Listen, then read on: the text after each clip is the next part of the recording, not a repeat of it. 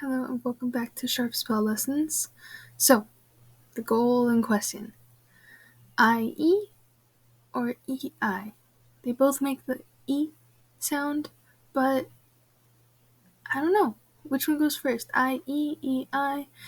This is one of the easiest lessons yet most common mistake when it comes to spelling.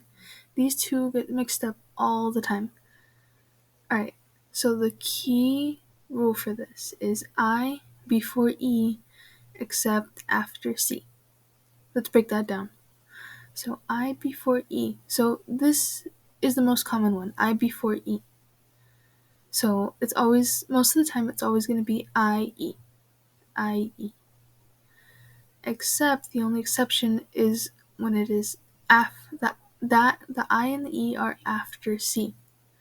So if there's a C right there and you're going to have an I or an E or I, it's going to be E-I. It's going to flip from the I-E to the E-I.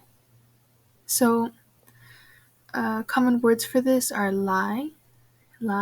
So lie doesn't have that C before the I-E, E-I. So it's going to be I-E. Remember, the general one is just I-E. If there's no C before it, it's I-E all the time. So lie, solder. So it's the I-E. Believe. So I-E. And now the exception.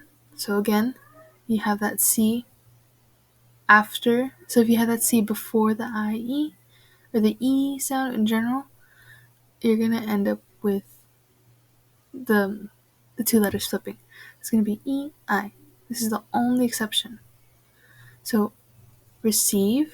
So because of that C before the E sound, where you know there's an I and the E somewhere there, it's going to be E-I because of the rule. Ceiling. So that's C, and the E sound where you know there's an I and an E somewhere there, it's going to be C-E-I. C-E-I.